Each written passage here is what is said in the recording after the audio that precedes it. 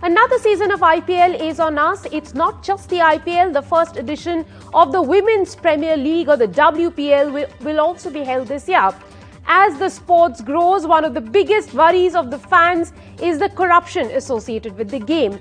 To talk about what threatens cricket more right now, more than ever, I am joined by former head of Anti-Corruption Unit of BCCI, Neeraj Kumar, also the retired Delhi Police Commissioner, who has had a peek behind BCCI's Iron Curtain. Thank you very much, sir, for joining us on the broadcast. Now, you are a part of the most opaque system that runs the biggest game in the country.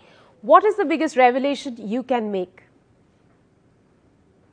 The biggest revelation was that I was deeply shocked to see that I had been brought there in the wake of the 2013 spot fixing case and all that had happened after that busting of that scam in terms of the Mudgal committee and the Lodha committee and the intervention of the Supreme Court and all cricket administrators removed en masse. And despite all that, I found that nobody was interested in the subject of corruption in cricket. Nobody ever asked me that what was the overall corruption seen in the country in cricket and what could be done to correct the things.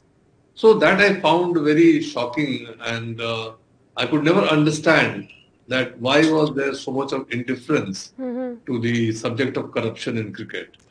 Now, the Supreme Court appointed COA and the CEO, what I understand, were in charge of running cricket as well as cleaning up the system. But your book seems to suggest that they were the biggest hindrance to the cleanup job. And that itself is a big allegation. They never ever asked me what was the overall scene of corruption in cricket. They never reacted to so many disruptions and so many scams that we busted. For instance, we disrupted the Rajputana Premier League in 2017. It made no impression on them. We busted the pitch doctoring scam in Kanpur during the IPL. It made no impression on them. They would never want to know the details. They would never want to know what are the lessons to be learned, what should be done going forward, and so on and so forth. So, as far as I know, they were interested in every other thing but fighting corruption in cricket. I have read your book, Neeraj, sir, A Cop in Cricket. It's a very interesting insight into how the world of cricket is run and the kind of corrupt practices you talk about in the book.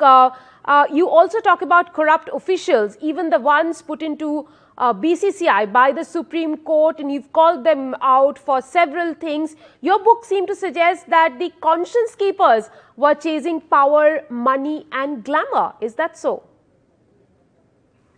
I should think so, because I feel the power and, more importantly, the pelf has gone to their heads, and they are not interested in the nitty-gritties of the game.